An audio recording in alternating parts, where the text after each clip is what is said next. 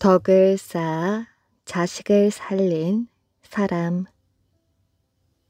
옛날 윤공이라는 사람이 형조 정랑으로 있을 때 기만로라는 사람이 마음대로 나라의 권세를 쥐락펴락 하고 있을 때였지요. 그가 한 양인을 억지로 종으로 만드는 바람에 그 사람의 자손 수십 명이 모두 형조에 갇히게 되었습니다.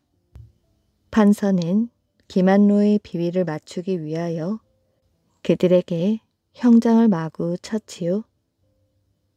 원통한 일이기는 하지만 그들은 고통을 못 이겨 거짓 자복이라도 해야 할 형편이었습니다. 유독 윤공은 이 일의 의심을 가지고 문서를 잘 따져본 결과 억울한 일이라는 것을 알고 해명하는 글을 지어 사실을 밝히려고 하였지요. 마침 때는 연말이라 사형 죄인에 대한 재심을 할 때 그 문건을 가지고 들어가 임금에게 올렸습니다. 임금은 그 글을 보고 나서 즉시 양인의 온 가족을 모두 놓아주도록 하였지요. 형조에 갇혀있던 수십 명의 사람들의 가슴에 맺혔던 억울한 심정이 하루아침에 깨끗하게 풀리게 되었습니다. 그런데 윤공은 늘도록 후처에게서도 자식이 없어 걱정하며 탄식하곤 하였지요. 그러던 어느 날 저녁 무렵 어느 다리를 지날 때였습니다.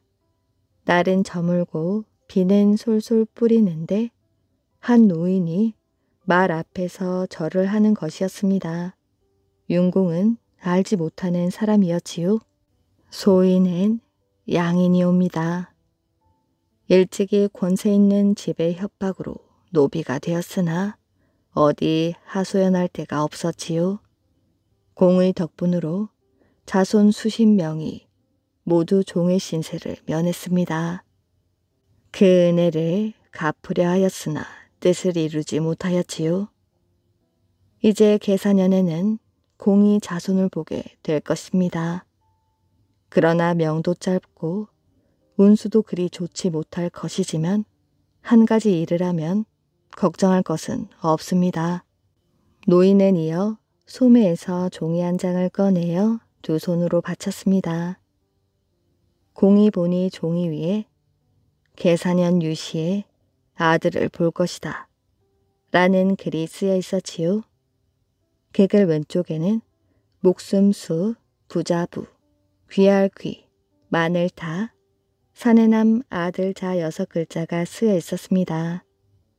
줄마다 한 글자씩 써 있었는데 유독 다 남자 석자만은 한 줄에 써 놓았지요. 그리고 이름을 쓸 자리는 비어 있었습니다. 아기가 태어난 뒤 이 종이를 가지고 곧 강원도 유점사로 찾아가십시오. 촛불 500상을 마련해 가지고 부처 앞에 공양을 하고 죽어나면 반드시 큰 경사가 있을 것입니다. 이만하면 소인은 은혜를 갚았다고 생각됩니다. 윤공이 어찌된 일인가를 물으려 하였으나 노인은 문득 절을 하더니 작별을 구하는 길로 홀연 보이지 않았습니다. 윤공은 몹시 놀라고 이상히 여겨 집으로 돌아온 뒤 그것을 깊이 잘 간수하였지요. 계사년이 되자 공은 과연 아들을 낳았습니다. 공은 즉시 유점사에 가서 노인의 말대로 후이 공양하고 축원문의 빈 자리에다 아들 이름을 써서 부처 앞에 놓았지요. 축원을 마치고 그 종이를 집어보니 목숨 숫자 아래 70이라는 글자가 쓰여 있었고 부자 아래에는 자족이라는 글자가 쓰여 있었고 귀할 귀자 아래에는 비길 데 없다라는 글자가 다남자 아래에도 모두 귀하게 되리라는 글자가 쓰여 있었습니다. 새로운 글자는 모두 또렷하였고 정자로 또박또박 쓴 글씨였지요. 윤공은 어찌된 영문인지 알 수 없었지만 놀랍고 이상하여 집으로 돌아와 궤를 만들어 깊이 간수해 두었습니다. 그 후 아이는 무럭무럭 자라 78살까지 살았고 벼슬은 영의정에 이르렀으며 5 아들 모두가 높은 벼슬에 올랐습니다. 그 후손들도 번창하여 모두 벼슬이 높아 이름난 가문으로 되었지요. 담력 시험. 대장 신여철이 젊었을 적 훈련에서 활쏘기를 하고 돌아오는 길에 훈련 도감의 군사 하나가 술에 취해 욕설을 퍼부었지요. 신여철이 화가 나서 발길 한번 차느라고 한 짓이 그만 덜컥 죽어버리고 말았습니다. 신여철은 곧 정익궁 이완의 집으로 찾아갔지요. 이완이 물었지요. 무슨 일로 나를 찾아온 게냐? 소생의 이름은 신여철이라고 하옵니다.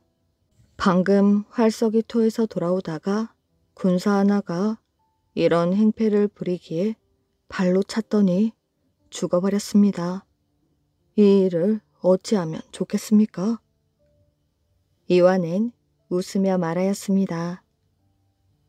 살인자는 죽어야 한다는 것이 나라의 법이거늘 네가 어찌 감히 모면한단 말인가? 이래 죽으나 저래 죽으나 죽기는 마찬가지지요. 군사 하나를 죽이고 사형을 받는 것은 장부답지 못한 일이니 이왕이면 대장을 죽이고 사형을 받으려고 하는데 어떻습니까?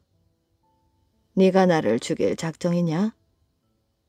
5 발자국을 옮기는 동안에 공의 방도를 가르쳐주지 않으면 도감 군사처럼 될 줄 아십시오. 이완은 웃으며 말했습니다. 가만히 있거라. 그 길로 도가미를 맡아보는 사람에게 분부하였지요. 듣자니 한 군졸이 술에 취하여 길가에 누워 죽은 척하고 있으니 메어오너라. 하인이 나가 시체를 매가지고 오자 이완은 곤장을 치는 신용을 하며 내보냈지요. 결국 이 일은 무사히 넘어가게 되었습니다.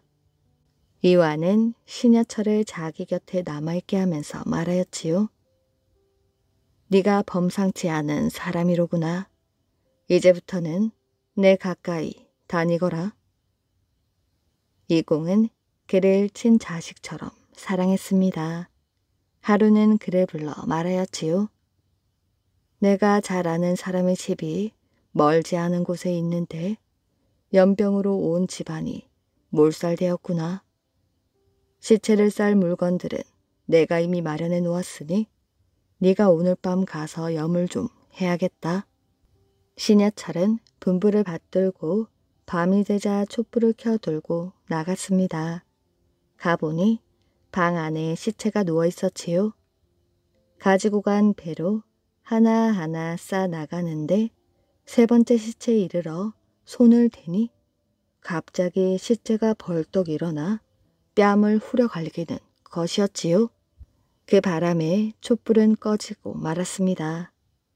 신여철은 조금도 놀라는 기세가 없이 시체를 손으로 누르며 말하였지요. 어디 감히 이런 장난을 하느냐? 그러고는 사람을 불러 촛불을 켜 가지고 오게 했습니다. 그러자 시체가 껄껄 웃으며 일어나 앉았는데 바로 이완이었지요. 이완이 그의 담력을 시험해 보려고 시체 곁에 누워 있었던 것이었습니다. 해를 낳은 여인. 옛날 어느 날 파푸아 뉴기니의 한 여자가 바닷가에 앉아 수평선을 보고 있었습니다. 그때 수평선 너머로 뭔가 반짝반짝 거리는 것이 보였지요. 파도가 점점 밀려오면서 반짝이는 것이 눈에 들어왔습니다. 그것은 바로 물고기였지요. 그 물고기의 모습을 보고 여자는 자신도 모르게 바닷속으로 뛰어 들어갔습니다. 여자는 아주 재미나게 물고기와 놀았지요. 물장구도 치고 물속 깊이 잠수를 하며 서로 얼싸안기도 했습니다. 그런데 그 뒤로 이상한 일이 벌어지고 말았지요. 얼마 후 물고기와 스친 다리가 부풀어 오르며 아파오기 시작했습니다. 여자는 애써 참으려고 했지만 도저히 참을 수가 없었지요. 여자는 끙끙거리다가 아버지에게 부풀어 오른 다리를 찢어달라고 부탁했습니다. 칼로 그 자리를 찢자 거기서 아기가 나왔습니다. 여자는 아이의 이름을 두두게라라고 지어주었습니다. 엄마가 된 여자는 두두게라를 보통 아이들처럼 마을에서 키웠습니다. 그런데 아이는 따돌림을 당하였지요. 화가 많고 다른 아이들을 잘 때렸기 때문이었습니다. 여자는 아이가 다른 사람들과 잘 어울리게 해주려고 노력했지만 아무 소용이 없었지요. 오랫동안 고민하던 여자는 이 아이를 아버지에게 돌려보내기로 했습니다. 여자는 아이를 데리고 바닷가로 나갔습니다. 그런데 놀랍게도 그곳에서 물고기가 그들을 기다리고 있었습니다. 내가 떠나면 어머니는 친척들과 함께 커다란 바위 밑으로 피하세요. 세상이 곧 무서운 일이 생길 거예요. 아이는 어머니에게 이런 말을 남기고 물고기와 함께 동쪽으로 사라졌지요. 아이가 사라지는 것을 본 여자는 집으로 돌아와 아이의 말대로 친척들과 함께 커다란 바위 밑으로 피했습니다. 그리고 얼마 지나지 않아 아이가 사라진 쪽에서 뜨거운 태양이 하늘로 떠오르기 시작하였습니다. 세상 모든 생물들은 태양의 뜨거운 열 때문에 고통스러워 하였지요. 나무와 풀과 꽃은 마르고 사람과 동물들은 지쳐 쓰러지고 말았습니다. 여자는 두두게라가 태양이 되었다고 생각하였지요. 마을 아이들을 괴롭힌 것처럼 하늘로 올라가서도 세상을 괴롭힌다는 생각 때문에 걱정이 되었습니다. 바위 밑에서 세상을 바라보던 여자는 이대로 둘 순 없겠다고 생각했습니다. 그래서 하루는 태양이 뜨기를 기다렸다가 석회 가루를 태양의 얼굴을 향해 확 하고 뿌려버렸습니다. 하늘로 올라간 석회 가루는 태양의 빛을 가려주는 구름이 되었지요. 그때부터 구름이 생겨 이전처럼 뜨겁지 않았고 사람과 나무와 동물들이 살 수 있게 되었습니다. 파푸아 뉴기니 사람들은 달이 태양처럼 빛을 내지 못하는 것은 너무 빨리 태어났기 때문이라고 생각한답니다. 어느 날 한 남자가 우물을 파다가 깊은 땅 속에서 반짝반짝거리는 작은 원반을 발견했습니다. 그 남자는 작은 원반이 무엇인지 살펴보며 우물쭈물 하였지요. 그러는 동안 그 원반은 남자의 손에서 빠져나와 하늘로 올라가 버렸습니다. 그 작은 원반은 달이었는데 남자가 파내는 바람에 임신 기간이 짧아 빛이 약해졌다고 믿는다고 합니다. 미꾸라지를 잡은 친구. 옛날 한 젊은이가 싱글벙글 웃으며 냇물을 건너고 있었습니다. 입가에 미소가 그칠 줄을 몰랐지요. 그도 그럴 것이 젊은이는 과거 시험에 급제하여 암행어사가 되었는데 누구보다 먼저 친구에게 알리러 가는 중이었습니다. 과거 시험을 준비하는 동안 친구가 여러 가지 도움을 주었기 때문이었지요. 그런데 젊은이는 냇가를 건너다 말고 우뚝 멈추어 섰습니다. 상복을 입은 한 사내가 방갓을 벗어 그것으로 물고기를 잡고 있었던 것이었지요. 저런 못된 놈 같으니. 상복은 부모님이 돌아가셨을 때 입는 옷이고 방갓도 부모님이 돌아가시면 하늘 보기가 부끄럽다는 뜻으로 쓰는 가시였습니다.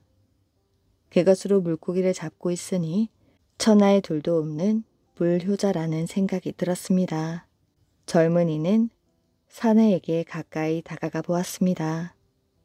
젊은이는 깜짝 놀랐지요. 방갓으로 물고기를 잡던 사내는 다름 아닌 자신이 찾아가고 있던 바로 그 친구였던 것입니다. 자네, 지금 여기서 뭐 하고 있는가? 그러는 자네는 과거 시험을 보러 간다더니 여기까지 어쩐 일인가? 그날 저녁 친구의 집에서 묵게 된 젊은이는 왜 친구가 방갓으로 물고기를 잡아야 했는지 그 이유를 알게 되었습니다. 미안하네. 얼마 전 아버님께서 돌아가시고 이젠 어머님마저 병석에 누워버리셨다네. 젊은이에게 저녁상을 차려주며 친구가 말하였습니다. 그러고는 서둘러 어머니 방으로 달려갔지요.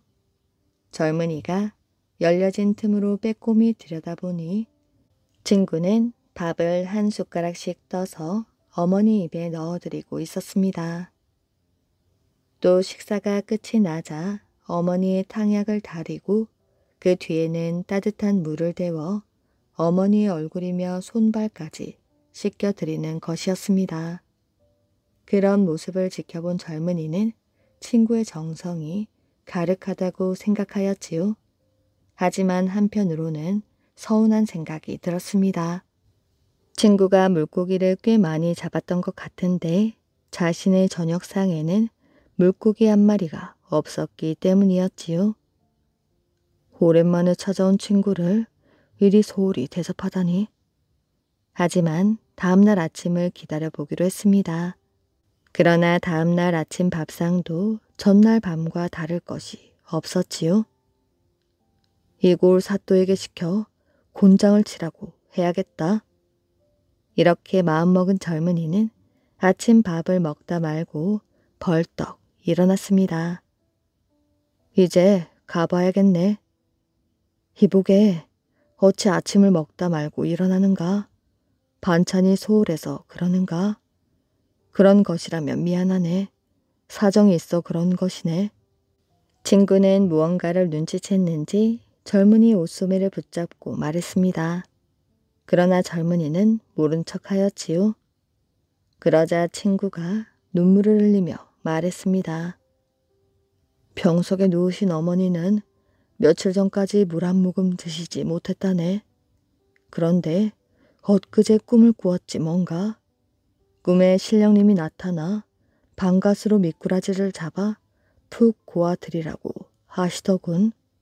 한 1000마리쯤 드시면 어머니 병이 낫는다는 게야. 그래서 시키는 대로 해보았더니 어제부터 죽도 드시고 밥도 조금씩 드시더군. 그래서 내가 미처 자네 생각을 하지 못했던 걸세. 용서해주게. 그 말을 듣는 순간 젊은이는 자신이 부끄러워졌습니다. 젊은이는 친구 앞에 무릎을 꿇었지요. 미안하네. 나는 그런 줄도 모르고 내 밥상에 물고기가 올라오기만을 기다렸다네. 이 못난 놈을 용서해주게. 자네와 같이 효성이 지극하고 친구를 위할 줄 아는 진정한 친구를 두어 나는 더없이 기쁘다네. 젊은이는 친구의 손을 한번 꽉 잡아보고는 이내 길을 떠났습니다. 젊은이는 즉시 윗고을로 달려갔지요.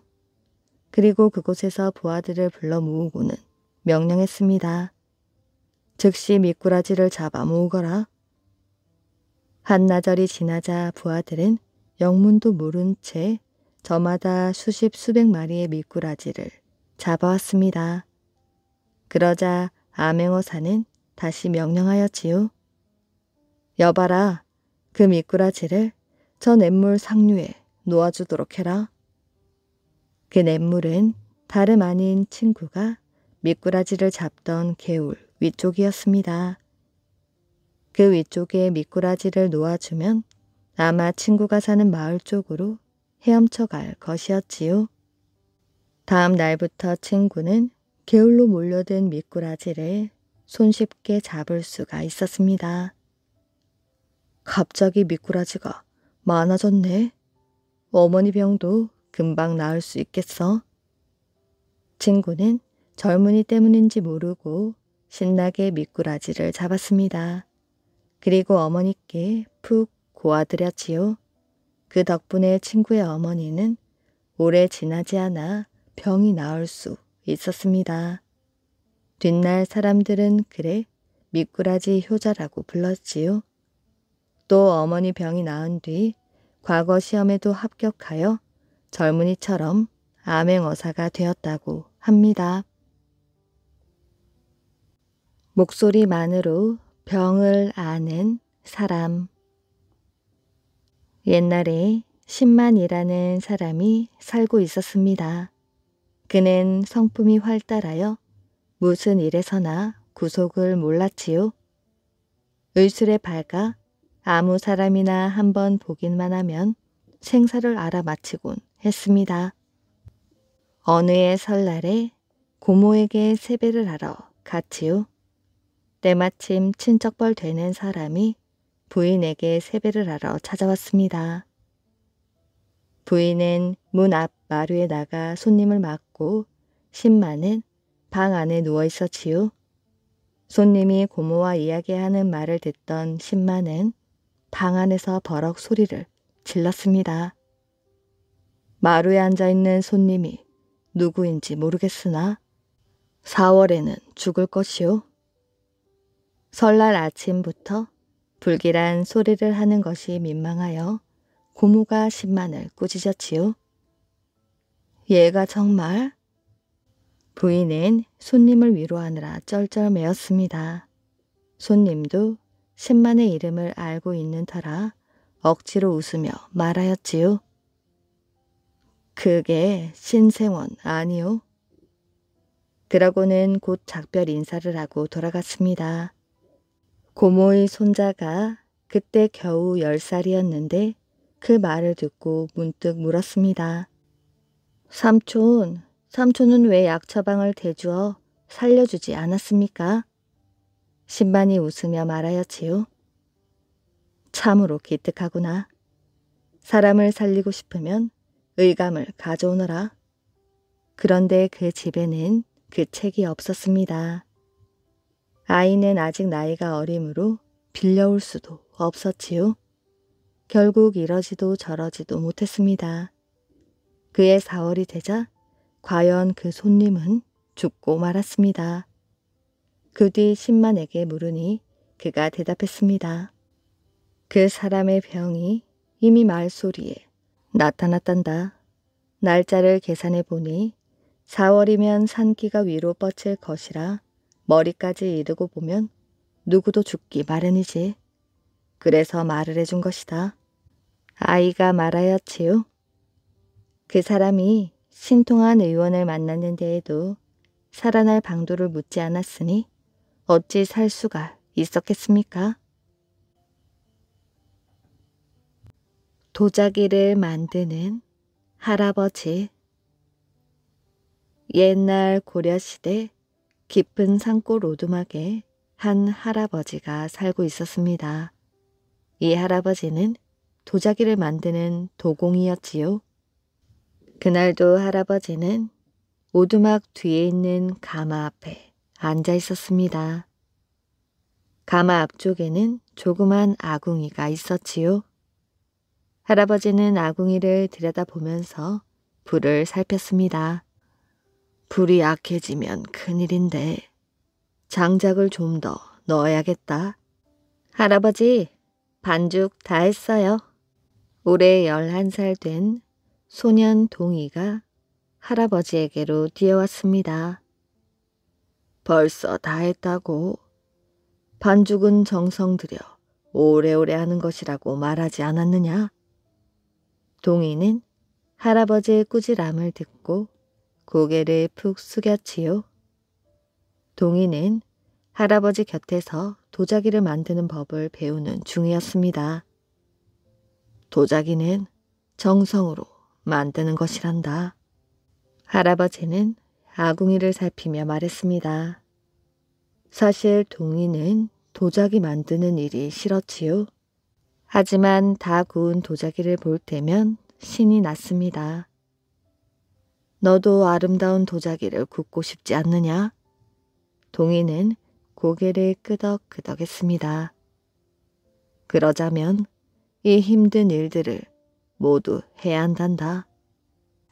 고려의 도자기는 아름답기로 손꼽히는 것이었습니다.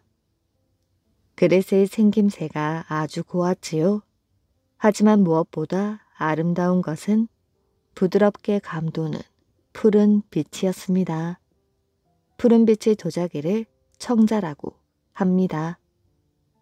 우리나라에는 도자기를 만들 수 있는 좋은 흙이 아주 많았습니다. 그래서 도자기를 만드는 기술도 오래전부터 발달할 수 있었지요. 우리 도공들은 매일매일 우리만의 도자기를 만들기 위하여 힘을 썼습니다. 지금 할아버지가 굽고 있는 상감청자가 바로 그런 것이지요. 상감청자를 본 사람들은 깜짝 놀랐습니다. 어떻게 이런 무늬를 도자기에 그릴 수 있지? 삼강청자는 고려의 도공들이 처음으로 만들어낸 것이었습니다. 상감청자의 인기는 대단하였지요. 고려의 귀족들은 너나 할 것 없이 상감청자를 구하려고 정신이 없었습니다. 하지만 아름다운 청자는 만들기가 무척 어려웠습니다.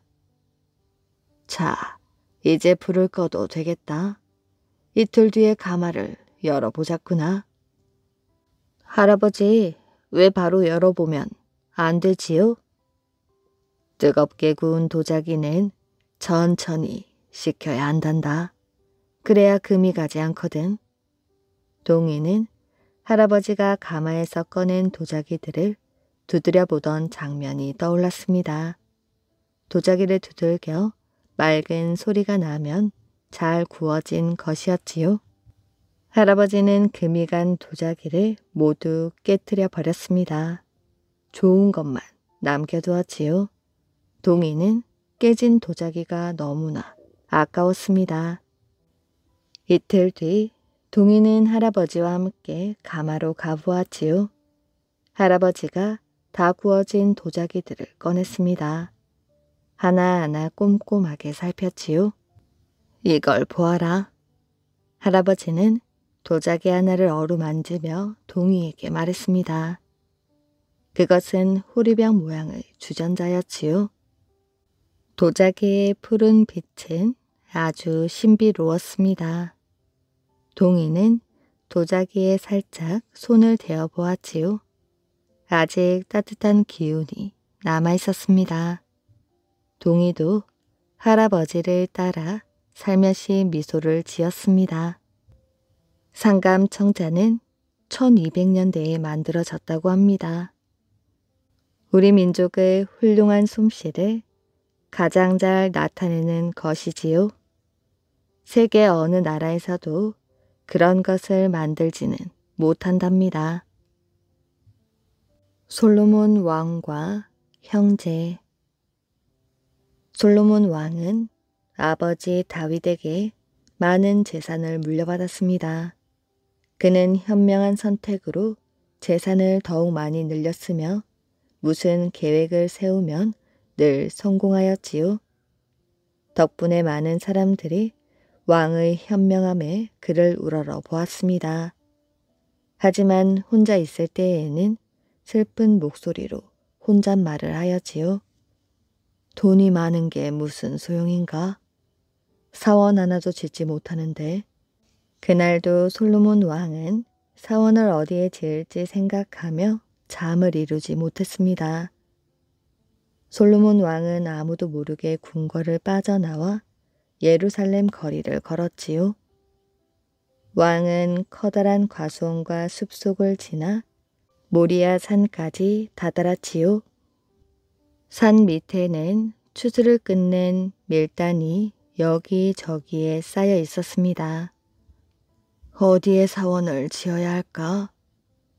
솔로몬 왕은 나무에 기대어 눈을 감고 생각하고 있었습니다. 그때 발소리가 들렸지요. 솔로몬 왕은 눈을 크게 뜨고 소리가 들리는 쪽을 바라보았습니다.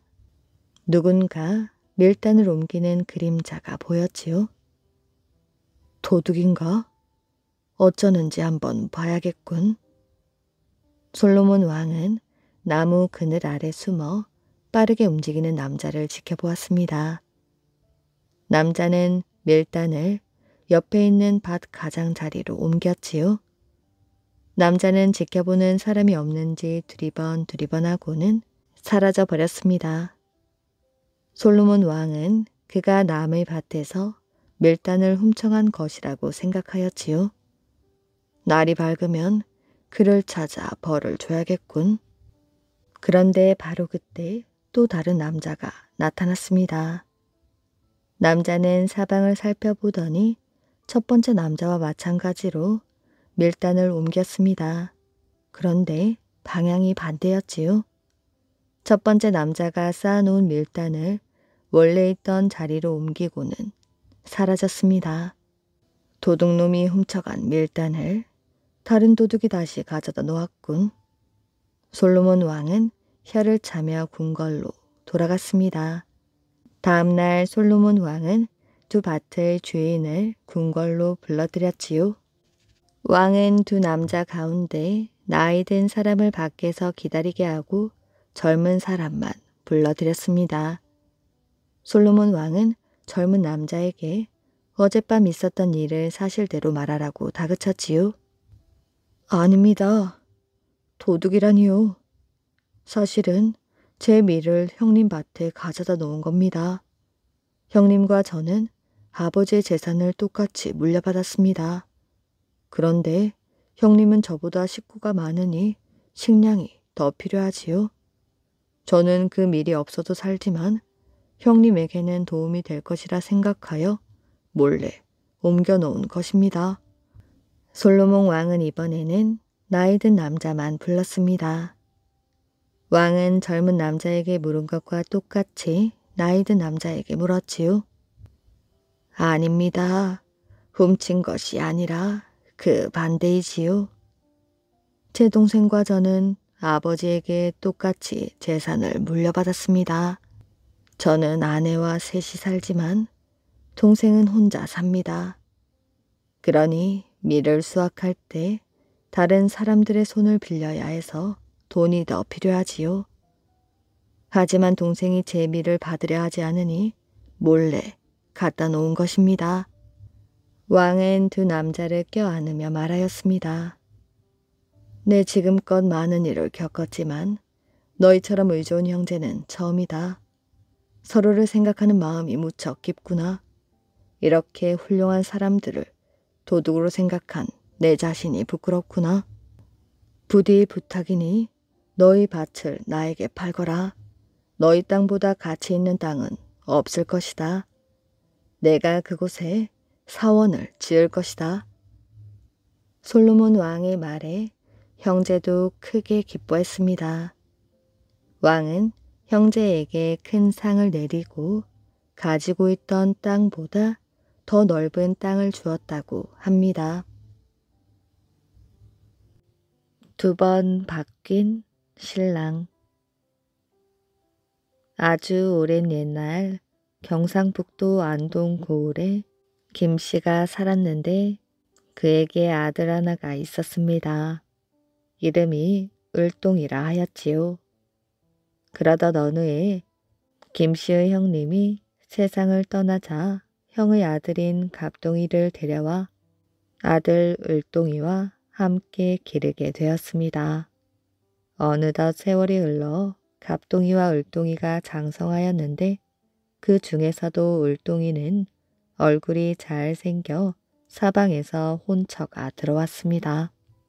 그리하여 을동이 충청도 천안 이진산의 딸에게 장가를 들기로 되어 있었지요.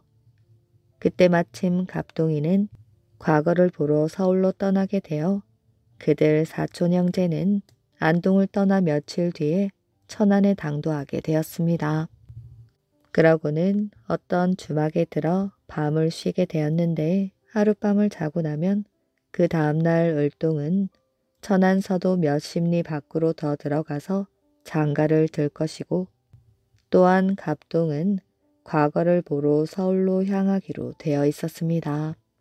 두 형제는 이런저런 이야기를 하다가 잠이 들었는데 갑동이가 아침에 일어나 보니 그의 머리맡에는 그에게 보낸 을동이의 편지 한 장이 놓여 있었지요.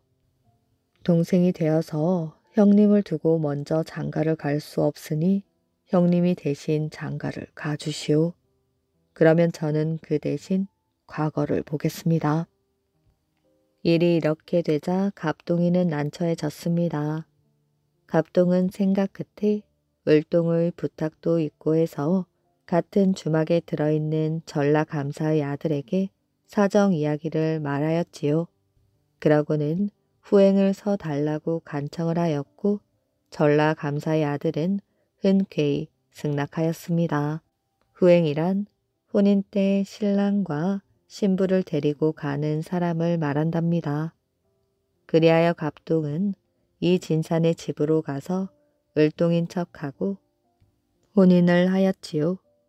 그리고 그날 밤이 깊도록 감사의 아들과 이런저런 이야기를 하다가 술에 취해 잠든 감사의 아들을 신부 방에 집어놓고서 자기는 슬쩍 몸을 빠져 천안 주막으로 돌아와 버렸지요. 감사의 아들이 아침에 눈을 떠보니 신랑은 간 곳이 없고 자기가 신방에서 신부와 같이 한 이부 자리에서 자고 있는 것이 아니겠어요. 이리하여 천안 여관에 들어있던 전라감사는 이 말을 듣고 이것은 천생연분이니 하는 수 없다 하고 이에 응낙하자 두 남녀는 배필이 되었습니다. 그러자 이것이 또한 인연이 되어 갑동은 전라감사의 딸과 혼인을 하게 되었지요. 그동안 을동은 서울의 과거를 보아 장원으로 급제하게 되었는데 그때 시험관이 을동의 용모와 재주에 마음이 끌려 자기의 딸을 주어서 사위를 삼게 되었습니다.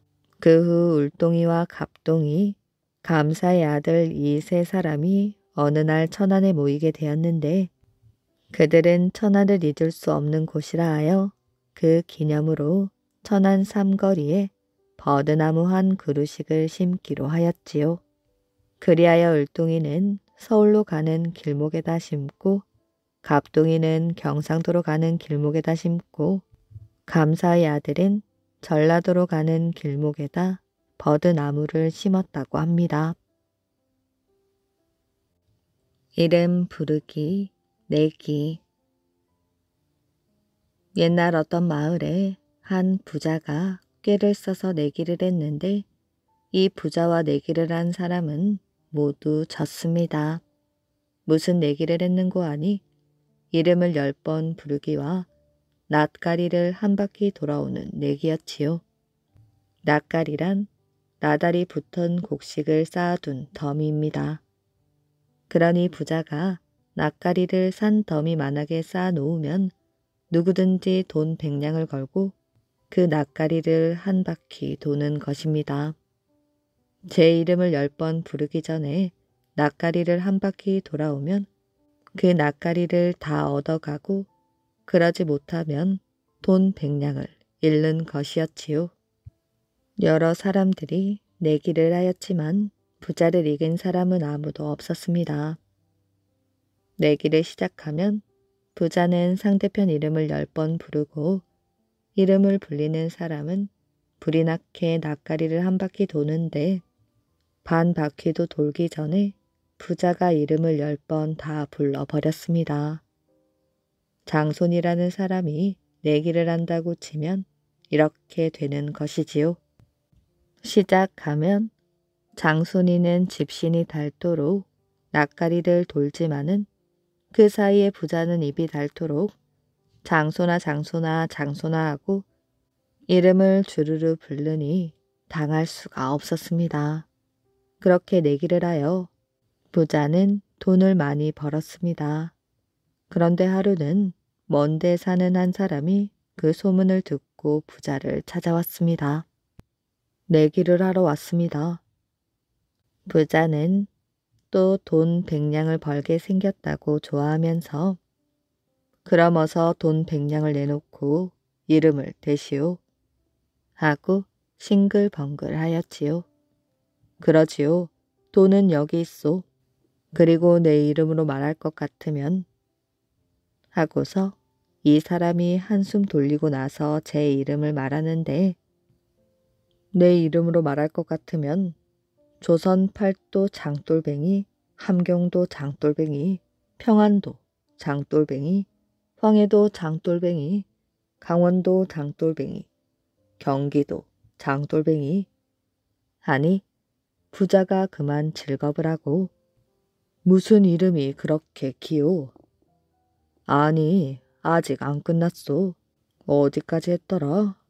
경상도 장돌뱅이, 함흥 장돌뱅이, 의주 장돌뱅이, 평양 장돌뱅이 하고 또 한숨을 돌리고 나서 상주 장돌뱅이, 남원 장돌뱅이, 근장골 장돌뱅이 하였지요.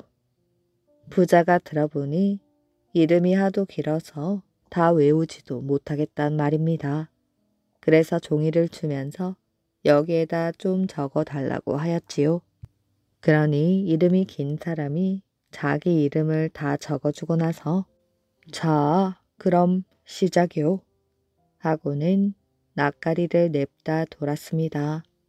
부자는 종이를 들여다보면서 이름을 부르는데 한참 동안 불러도 끝이 나지 않았지요.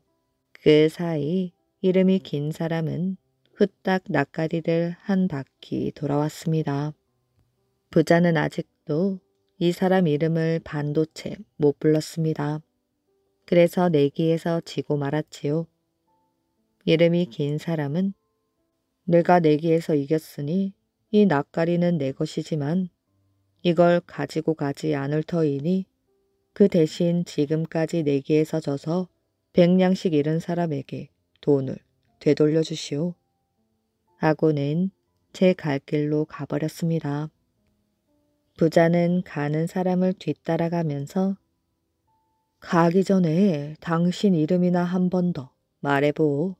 하니 조선 팔도 장돌뱅이, 함경도 장돌뱅이 하면서 그 긴 이름을 한자도 안 틀리고 다 대는데 그 이름을 다 듣자고 부자는 동구 밖까지 따라가고 있었습니다. 공주의 뺨을 때린 남편. 숙정공주는 조선 제17대 효종의 딸입니다. 1656년 12살의 나이에 시집을 갔지요. 신랑은 영의정 정태화의 아들인 정재륜이었습니다. 효종은 숙정공주 부부를 위하여 인왕산 아래에 있던 인경궁 옛터에 살림집을 지어 주었습니다. 효종의 부마 정재륜은 넓은 집에 살면서도 늘 허름한 옷을 입고 기름진 음식을 멀리하였지요. 부마란 왕을 사위에게 주던 칭호였습니다. 효종의 부마 정재륜은 검소하고 소박한 사람이었지요. 그러나 숙정공주는 달랐습니다. 궁궐에서 고생을 모르고 곱게만 자랐으니 살림에는 관심이 없었습니다. 출가 외인인데도 살림은 돌보지 않고 자주 궁궐을 드나들었지요. 어느 무더운 여름날 정재륜이 집에 돌아와 보니 늙은 어머니가 텃밭에서 풀을 뽑고 있었습니다. 그런데 며느리인 숙정공주는 대청 마루에 앉아 여종에게 부채질을 시키고 있었지요. 정재륜은 그 모습을 보자 화가 머리끝까지 났습니다. 그래서 숙정공주에게 달려가 다짜고짜 뺨을 한 대 때렸지요. 숙정공주는 분하여 어쩔 줄을 몰랐습니다. 당신이 감히 내게 손찌검을 해. 숙정공주는 분하고 원통에 통곡을 하더니 친정인 궁궐로 달려갔습니다. 숙정공주는 아버지 효종에게 뺨 맞은 자국을 보이며 엉엉 울었지요. 아바마마, 세상에 이럴 수가 있습니까? 내게 손찌검을 하다니요. 이런 못된 놈, 자기 아내를 때려. 효종은 화가 나서 정재륜을 궁궐로 불러들였습니다. 네 이놈, 네가 어떻게 그럴 수가 있느냐? 죄를 지었으니 귀양을 가야겠다. 금부도사를 보낼 터이니 집에서 기다리도록 하여라. 효종에게 야단을 맞은 정재륜은 시무룩한 얼굴로 집으로 돌아갔지요. 잠시 뒤 정재륜이 다시 효종을 찾아왔습니다. 귀양을 떠난다며 베옷을 입고 집신을 신고 있었지요. 효종은 사위의 등 짐을 보고 물었지요. 왜 집신을 2켤레나 준비한 것이냐? 1켤레면 충분한데. 정재륜이 천연덕스럽게 대답하였지요. 아내는 반드시 남편의 뜻을 좇아야 한다는 여필 종부라 하지 않았습니까? 공주도 저와 함께 귀양을 가야 하기에 집신 2켤레를 준비했습니다. 효종은 가슴이 덜컥하였지요. 숙정공주를 때린 사위가 괘씸하여 귀양을 보내겠다고 겁을 주었지만 정말 사위가 귀양을 떠난다면 큰일이었습니다. 숙정공주도 어쩔 수 없이 제아비를 따라 귀양살이를 해야 했기 때문이지요. 효종은 집신을 가져와 능청을 떠는 사위를 보니 웃음이 나왔습니다. 그래서 노여움을 누그러뜨리고 이렇게 말하였지요. 역시 내 사위답게 지혜가 보통이 아니구나. 특별히 용서해 줄 터이니 귀양은 가지 말거라. 그 대신 공주에게 잘해 주어야 한다. 그러나 숙정공주는 정재룡과 결혼 생활이 짧았습니다. 병이 들어 24살의 젊은 나이에 세상을 떠났기 때문이지요. 이때 정재룡은 겨우 21살이었습니다. 하나뿐인 아들마저 1680년 숙종공주의 뒤를 따르자 정재룡은 재혼을 생각하지 않을 수 없었습니다. 아들이 결혼하자마자 죽어 대를 이을 자식이 없었기 때문이지요. 정재룡은 이듬해에 재혼을 허락해 달라고 임금에게 상소문을 올렸습니다. 이에 숙종은 정재룡의 청을 받아들였지만 신하들은 일제히 반대하고 나섰지요. 부마는 절대로 다시 장가둘 수 없다는 것이 그 이유였습니다. 결국 정재룡은 평생 호라비로 살다가 76살에 세상을 떠났다고 합니다. 당나라 태자와 돈 포대. 고려 시절 중국 당나라 왕제 숙종이 왕자 시절 여행을 떠났습니다. 당나라 숙종은 배를 타고 이 나라 저 나라를 떠돌다가 고려 땅 황해도에 이르렀지요. 당나라 태자를 태운 배가 황해를 건너 고려 땅에 가까이 온 것은 썰물 무렵이었습니다. 그런데 물이 빠져 갯벌이 드러났기 때문에 배가 폭우로 들어갈 수 없었습니다. 당나라 태자는 배가 나아가지 않고 멈추어 서자 소리를 질렀지요. 뭐더라는 것이야. 어서 배를 폭우로 대지 않고. 당나라 태자는 고려 땅에 빨리 상륙하고 싶어 선원들을 재촉하였지요. 태자는 밀물과 썰물에 대해 전혀 몰랐습니다. 그저 선원들이 게을러 서둘러 배를 저어 가지 않는다고만 생각하였지요. 선원들은 울상을 지으며 말하였지요. 태자마마, 지금은 썰물 때라서 배를 움직일 수 없습니다. 밀물 때가 되어 물이 들어와야 배를 저어갈 수 있습니다. 니놈들이 게으름을 피워서 배가 움직이지 않는 걸 누가 모를 줄 아느냐? 물이 들어오지 않아 배가 꼼짝 않는다면 무슨 수를 쓰든지 나를 육지에 내리게 하라. 만약에 내 명을 어기면 니놈들의 목을 베겠다. 선원들은 새파랗게 질려버렸습니다. 왕자를 육지에 내리게 하지 못한다면 꼼짝없이 목숨을 잃을 판국이었지요. 그때 한 선원이 꾀를 내어 말했습니다. 우리에게 돈 포대가 있지. 그것을 갯벌에 쫙 깔자고. 태자마마가 돈 포대를 밟고 육지에 내리시게 말이야. 귀중한 돈 포대를 버리자고. 할 수 없지. 뭐 돈 포대야 당나라에 가서 또 얻으면 되지 않겠나. 여기서 하나뿐인 목숨을 잃는다면 돈이고 뭐고 다 소용없잖나. 그래, 그 방법밖에 없겠네. 선원들은 배에 실은 돈 포대를 모두 꺼내 갯벌에 쫙 깔았습니다. 그리하여 갯벌에는 돈 포대 길이 생겨났지요. 당나라 태자는 이 길을 걸어 고려 땅에 무사히 상륙했답니다. 이런 일이 있고부터 당나라 태자가 돈 포대를 밟고 상륙했던 곳을 돈계, 즉 점포라고 하고 점포나루라 불리게 되었다고 합니다. 아들 나이를 고친 부부.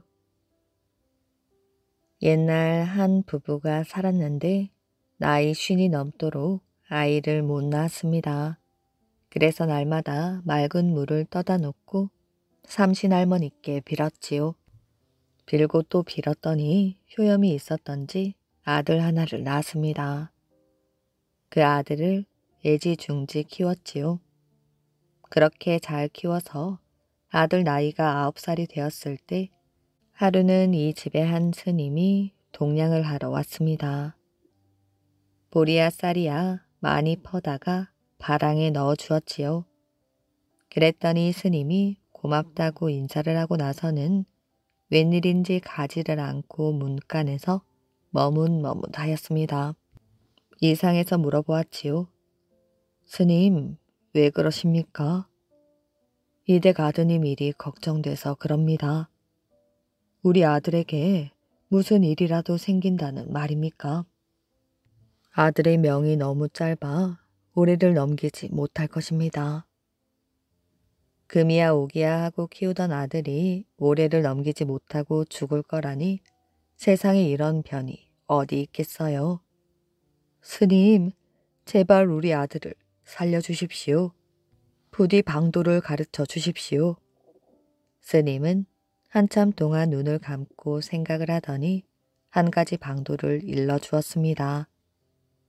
석 달 열흘 새벽 이슬을 받아 맑은 술을 빚은 다음 그 술을 항아리에 담아가지고 동쪽 가물가물하게 보이는 산 꼭대기에 올라가십시오. 두 노인이 바둑을 두고 있거든 아무 말 말고 잔에 술을 따라 놓고 기다리십시오. 노인들이 술을 마시고 나면 반드시 까닭을 물을 것이니 그때 사정을 이야기해 보십시오. 부부는 스님이 일러준 대로 석 달 열흘 새벽 이슬을 받아 맑은 술을 빚었습니다. 그 술을 담아가지고 동쪽 산에 올라갔지요. 산이 너무 높아 사흘 밤 사흘 낮을 두고 올라갔습니다.